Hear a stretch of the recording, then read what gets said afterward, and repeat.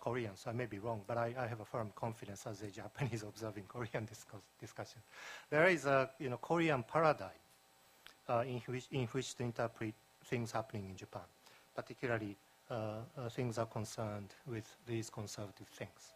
And I think that paradigm is entirely misplaced and wrong, if I may.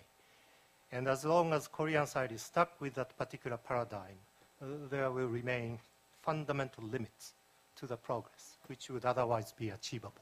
I may be too provocative, but I have that observation.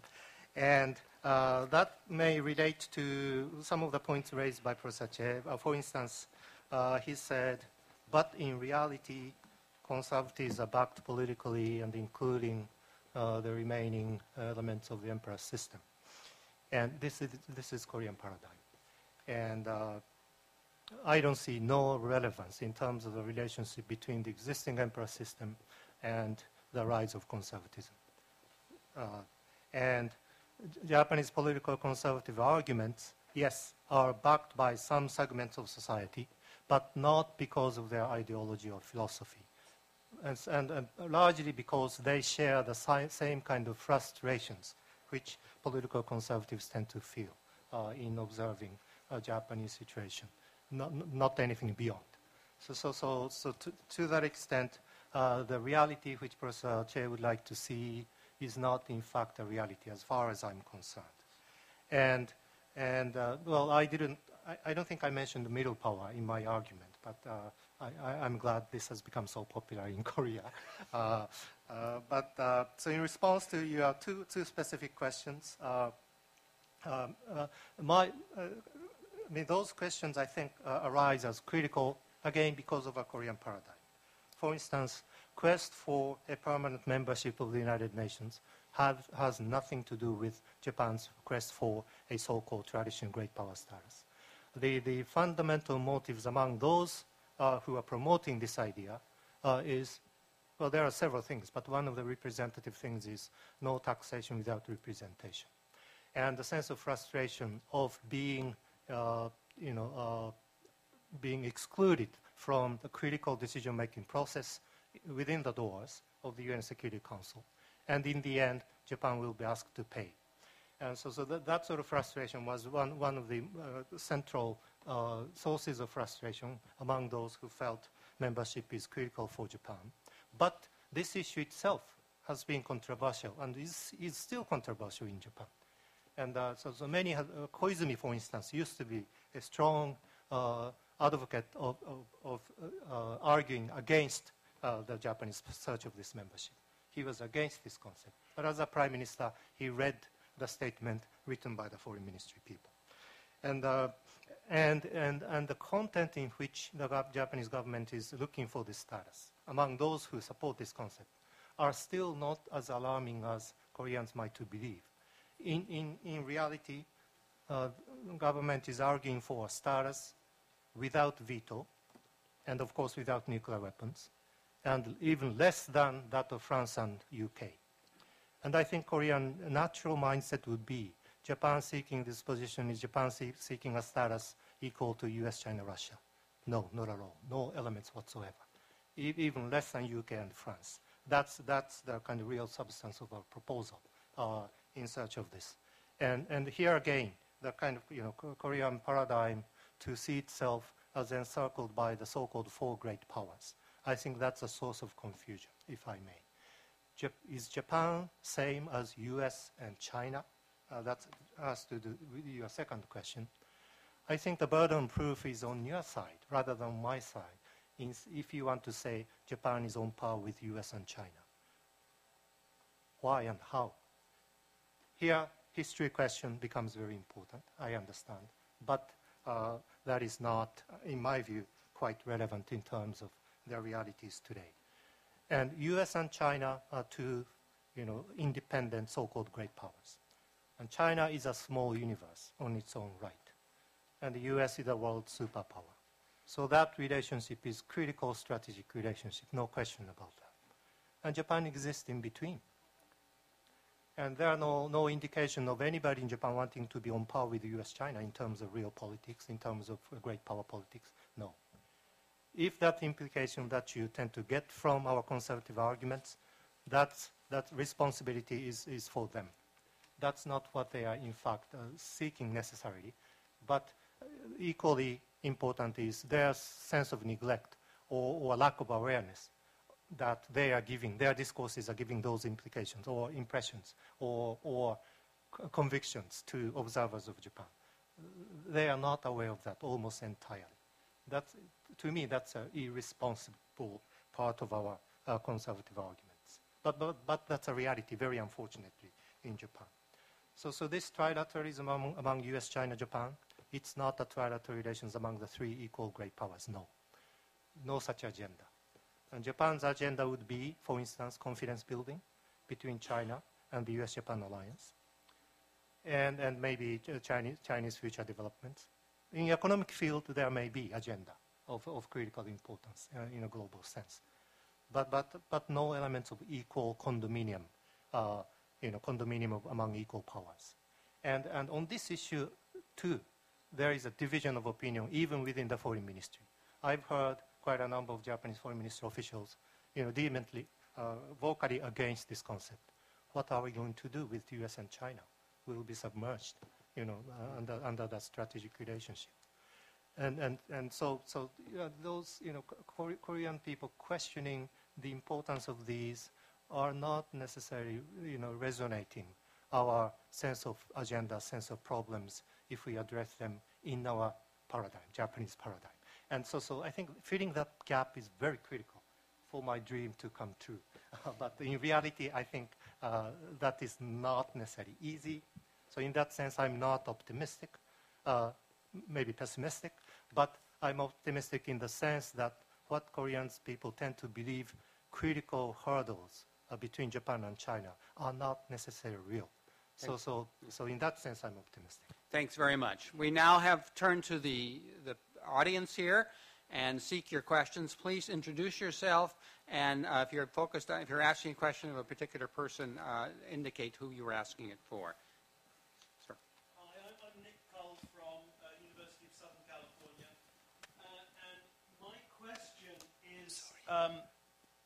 and my question is about the obverse of memory, which you haven't really talked about. I suppose Don talked about this to some extent, and that is forgetting. And it strikes me from what you're saying that for everything that is remembered bad about somebody else, something is forgotten which is bad about oneself.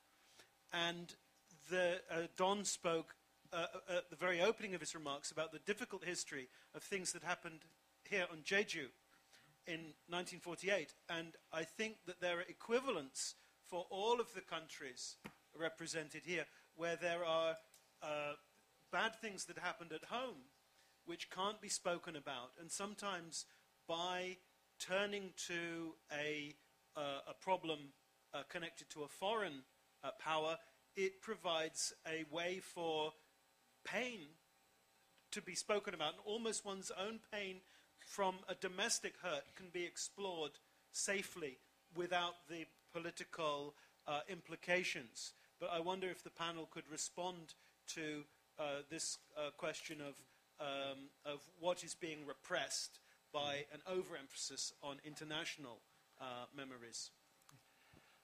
I can mention something that is clearly, as a Korean historian, I'm well aware that Koreans have pretty much forgotten how many Koreans collaborated with the Japanese during the colonial period. There's a belief that only a few people collaborated, and that's impossible.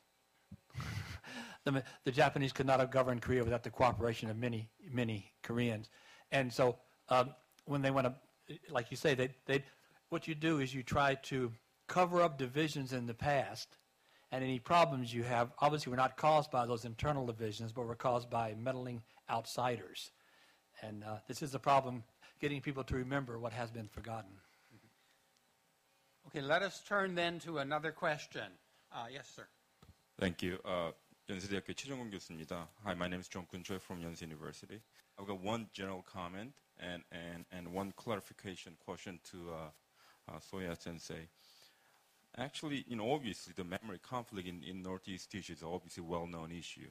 But I think the more interesting question would be, why does this repeat, within what and where, what context? I think that, we tend to only focus on sort of identity of each country, but I think that we should more focus on sort of relational identity. I think that there's a dynamics between sort of former subjugator and former dominator. And then it essentially comes down to the question of reconstructed memory that perceives today's intention of my former subjugator and my former dominator. Because at the end of the day, it comes down to the sovereignty issue. Because the conflictual memory issue is hugely, really hugely magnified upon on the question of territoriality. I think that, because the territorial issue is highly linked up with the history issue, because when you have conflictual memory issues and then territorial issue, then your intention is somehow confirmed from the eyes of the former subjugator. That's why we really think seriously of Tokdo issue, because we think it's a mere reflection of Japan's intention, at least in public domain. I guess my clarification question to Soya Sensei was that I really enjoyed your talk, because you reflected upon the domestic dynamics of Japanese politics. And one point of your presentation, you said Korea should not become a prisoner of political conservatism, or rise of political conservatism in Japan. And I totally agree. But as an analyst, my question is this: how do you differentiate political conservatism and the government of Japan? Because technically speaking, for the last 40, 50 years, since the end of the World War II, the political conservativists ran the country. I mean, obviously, we might have the change of the power within 3 or 4 months, because, empirically speaking, many conservativists in government made so-called non-diplomatic comments about the Korea past. I mean, obviously, their audience may be targeted at the Koreans, but I guess if their intended audience was so-called Japanese conservativists, then how do we differentiate sort of political conservatism that runs the country and the political conservatism per se in Japan? All right, thank you. Yes, please. Yeah, I think that's a very important and a good question. I do not equate both of them. And Japanese policies, if you look at the substance, are still being governed, processed, and in fact decided by what you call the Japanese government. And the political conservative leaders are not necessarily happy about those things. So they complicate the process. And bureaucrats in charge of the governmental policies, have to be careful about the influence of political conservative people. That's true, yes. But that doesn't mean that political conservative people have, hijacked or, have changed the course of diplomacy. Still, they are just one of the factors. And for instance, Abe saying he had to, abide by the Murayama statement. Murayama statement being made so seriously by the conscientious, Japanese political actors. To strike such a compromise is not easy, because of our diversity of opinions. But still, that was possible. And a prime minister having maybe different ideology, having to comply with that officially, I think that's the nature of the relationship. And I think that's the nature of the impact of political conservatism. And so to see the former political conservatism as beginning to dominate, I don't think that's how it should be looked at. Still, our real substance of policy are being conducted on the basis of post-war premises. For instance, nuclear thing is a clear example of this. Japan's lots of money, energy, human resources are being paid in solidifying non-proliferation regime of nuclear weapons. No question about that. That's the central focus of our foreign policy. But people don't talk about those things as an explanation of Japan. But whenever a nuclear argument comes up, people just jump at it. And so that's problematic very much. Maybe that's one of the indications of complications coming out of the combination of the two trends that you, I think, correctly observed. Okay, thank you very much. Question there. Thanks. My name is Timo Kivimäki. I'm from Nordic Institute of Asian Studies, University of Copenhagen. I have a comment, if I may. I think I would like to congratulate the organizers of the panel and the organizers of the Jeju Peace Forum for starting with such a controversial topic. I think this is important because of three reasons. First, I mean, East Asia has been a relatively peaceful place for the past 3 decades, but it hasn't been very good at tackling difficult issues and resolving conflicts. And yet, of course, in order for that current East Asian peace to be solid and stable, East Asia needs to tackle difficult issues as well. Secondly, with democratization, it will not be possible to suppress difficult, divisive issues anyway. So if Jeju Peace Forum manages to kind of lead the way to a constructive confrontation, tackling of divisive issues without becoming divided, I think that's a clear contribution to peace. And thirdly, I think part of this East Asian peacefulness has been related to the fact that East Asian countries are almost all very obsessed about economic development, and war is bad for business. So that's why there has been very little actual political violence.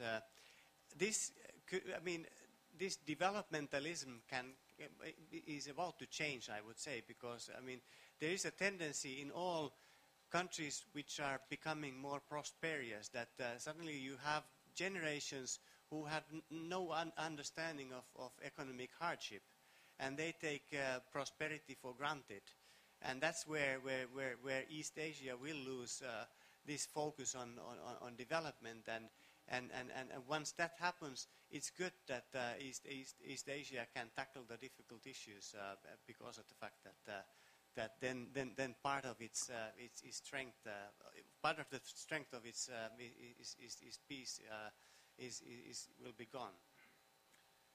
Thank you. Although your assumption about a kind of common process of modernization, globalization that leads to more similarities is well accepted. There's the element of traditional national identity and how it's been reinforced and how it influences historical memory, and the focus on the state from the Confucian tradition and beyond is very intense. And so it would seem to me it's a lot harder to achieve that transition that you're describing than it was in European countries and elsewhere. Also, that may be related to the fact that in the pre-modern era, particularly the last centuries before countries opened in the 19th century, East Asian countries became more inward-looking. There was less regional integration than even earlier, and that may reinforce the focus on single state authority that we think is much weaker in parts of the West. Another question? Yes. John Swenson Wright, University of Cambridge. I had 2 questions. One, essentially a practical one, and then a second, which is in a sense more conceptual. Gil Rosman mentioned in the course of his remarks the role of government and the role of academics in addressing some of these complicated issues. What we haven't perhaps talked about in great detail, although I think Professor Yang alluded to this, was the role of culture. And culture is often presented as, or cultural exchange is often presented as a unifying force in terms of ameliorating some of these tensions. But as we've seen in the depiction of some of these controversial historical issues in the context of film and also manga, it's also equally important as a role of division. And so my practical question is, what role should academics be playing in terms of explicitly addressing that problem? Because it seems to me that often we have two distinct communities working in tandem but not together. In other words, the dialogue is not taking place between these two communities. What role should we be pursuing as academics in explicitly addressing these historical shortcomings in terms of the representation of the past in film and other media? And then conceptually, I was struck by a remark that Dr. Ham made in her commentary about the role of irrational and emotional factors in explaining the difficulty of resolving some of these issues. And perhaps it's that irrational and emotional component that helps to explain the degree of pessimism that we've heard today from a number of the participants, which raises a broader issue methodologically. How should we be modeling or explicitly addressing those emotional and irrational elements? Because perhaps it's a function of our social science traditions that have encouraged us to believe that those issues can be tackled rationally. Is there a alternative disciplinary framework, whether it's psychology at the individual or the collective level, that can help in addressing those problems? Because as Professor Young, I think, was highlighting, there's a desire to move beyond the identity between the individual and the nation state to something larger, a cosmopolitan idea or a regional expression of regional identity. But none of that seems to be working, and part of the evidence of that is our concern with national rebranding, some of which is obviously going to be discussed at this conference. Is there an alternative context in which individual identity can be tethered to something both bigger and more stable than the existing framework of national identity or even regional identity? And what sort of disciplinary framework can we use to approach it? Would someone like to respond to part of or all of the question? It's a big question. Please. Thank you. Well, it's a big question. I just talk in my view.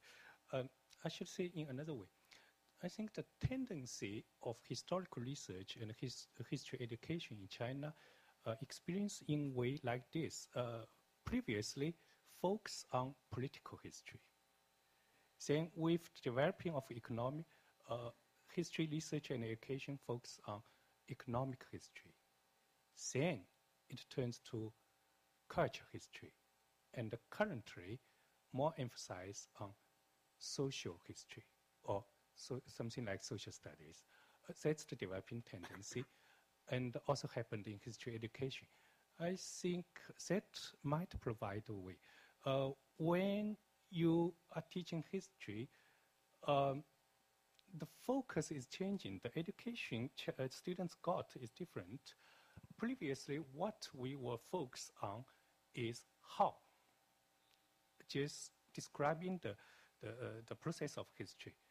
Now, if we can focus on why, then the understanding of history will be changed. And that could be the better way for the future. Yeah. Thank you. Well, John's questions are maybe perhaps too British, and I'm not sure if I understood correctly, but let me respond to 2 points. One is, I think the role for academics is firstly self-reflection of your own reality and understanding the other. And I somewhat criticize the Korean paradigm in my comments, but that is real here. And complaining about it doesn't make any point in terms of actually dealing with these problems. So for us to understand that is very important. And the lack of that understanding, I think, leads to so-called insensible comments and causing huge repercussions on the part of Korea. And also self-reflection is, of course, very important. I mean, when I talk about these things to my students, they do not really understand, intellectually what the meaning and the realities about Japanese conservatism necessarily. They share some kinds of frustrations with them, yes, but their intellectual capacity to comprehend doesn't go beyond that. But if I explain that, they understand. And so those are things we can do mutually. And that's a role of intellectuals and maybe the function of these kind of dialogues. And secondly, somewhat indirectly, I think understanding the importance of our relationships in a true strategic sense from your own point of view, from the point of view of our national interests. I think that would make a difference in the way we deal with these issues. And I have a strong view that Korea-Japan relationship will continue to be very critical for both countries, for our own national interests. If something unstable develops in this peninsula, in the Korean peninsula, I mean, again, this is my middle power theory. U.S., China, Russia have their own independent military capabilities to deal with the instability, but Japan doesn't. And Japan and Korea, has to operate under those premises. I mean, 3 independent nuclear military powers dealing with Korean developments. But Japan is clearly not in that group. We have to cooperate. By cooperating, our agenda will be, our interests will be much, much greatly enhanced. And if this kind of understanding of strategic importance of each other is shared by both peoples, hopefully by the governments, the way we deal with history issues may become different. Today, our conservative people do not think Korea is important, and many Koreans do not think Japan is important. And so you are not bothered much, even if your relationship will be hurt by this kind of so-called history problems. You will be bothered, of course, but if you think the relationship is of critical importance, I think that's the case, then things might develop otherwise. Thank you. I think there is a sort of hidden transcript here. From my own perspective, destatization or degovernmentalization of the history issue is a hidden transcript. In other words, when the Goguryeo issue erupted between South Korea and China, the Chinese government immediately asked the South Korean government to accept the thesis that it is only a scholarly issue. It's an academic issue. So leave it to the scholars to resolve. And of course, South Korean government accepted it, although later they regretted it because they weren't sure about the intentions of the Chinese government. But then again, if we leave all this issue to the scholars alone, nothing is really done. As was mentioned by another panelist, if you, let's say, develop a common history book, let's say, talking about regional history or global history, but there is no real audience for that book. If there is no real audience for that book, how can an issue be resolved? And if we leave the issue to the scholars alone, I heard a lot about what happened in the discussion meetings between Korean scholars and Chinese scholars over the issue of Goguryeo. They shouted to each other. They have dinner, they have some wine together, and they departed, they return home. Nothing really changed. And again, another issue is NGOs. What can NGOs do? Of course, Japanese NGOs did a lot of contribution to reduce the number of schools that adopted the problematic textbooks. But nevertheless, the percentage is increasing. In the case of China, you don't really have NGOs which can defy the government orders. So if we just leave the whole issue to non-governmental sectors, I do not really see how much of progress can be made in this particular issue. And as Professor Yang commented in his presentation, history in East Asia is basically a state narrative. So as long as it remains a state narrative, efforts to destatize or degovernmentalize would not be an effective way to do it. That's why I emphasize in my presentation political leadership with determination is very important. Thank you. In response to, one quick comment, in response to your view of the two forces that we really have to take into account, popular culture as well as academia, I would say we probably have more than that. Although I would agree with the notion the state narrative is dominant. But we have, on the one hand, the political commentators who are not academics, but who drive much of the debate because they write much of the material that arouses emotional thinking. We have the internet, and we have the popular culture and academia, and it seems to me academia has become a lesser force. All of the others have been building up, And so we have to take that into account in trying to figure out how to manage these issues. Question over here. Yes, you're right, Miss. Thanks for the interesting presentations and discussions. Your name, please. And yeah, my name is Su-Yang Yang from Stanford University. And as a person who studies about subaltern memories represented in films or soap operas, I personally have a question to Professor Baker. And from your presentation, I actually felt the need to see those gray areas in those modern histories and understand those relative memories of Korea, like among Korea, Japan, and China. But in doing so, I actually felt that it's really hard to make a judgment about those wartime, those historical problems. Because, like, for example, the deed of one historical figure who is considered to be a traitor, like when considering his, like those historical backgrounds and all those things, that we cannot really tell him as a traitor, or, you know, that kind of problem often happens. And but still, those governments of Korea, Japan, and China are talking about those wartime responsibility and stuff. And I think that would not, they would keep continuing doing that, like for their interests as well.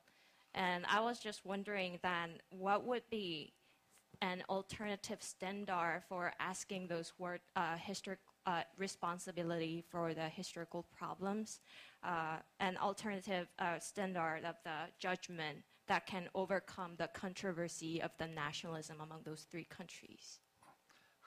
It's a very difficult question. As an historian, I like to see history get away from blaming individuals and instead look for the impersonal forces which drive history and often drive history in unfortunate directions. There's a tendency again to personalize those evil people over there in Japan, in China, in Korea who did this, and that's why it happened. If we can somehow focus the attention on impersonal forces, non-governmental forces, then maybe we can have a less emotional look at history. But you talked about somebody seen as a traitor. Let me bring up one example from the Morning Korea Times. This is the 100th anniversary this year of when a man named An Jung-gun pulled out a gun in Harbin, China, and shot one of the founders of modern Japan, Ito Hirobumi. An Jung-gun in Korea is a hero. Chinese are now, according to the morning paper, are seeing him as a hero because he shot this evil Japanese. I very much doubt he's treated as a hero in Japan. He's probably considered a terrorist. I'm not sure how you can reconcile those different views of An Jung-gun. A man who, to Koreans, he shot the evil man who engineered the annexation of Korea, but to Japanese, An Jung-gun is the evil man who shot one of the founders of modern Japan. And so there are certain problems in history that I'm not sure you can reconcile. Maybe go the way you want, go towards the history of the common people, what Koreans call Minjung history. And maybe we can work on that for a while and kind of ignore the stuff at the top that causes so much controversy and see what the different peoples of China, Japan, and Korea have in common.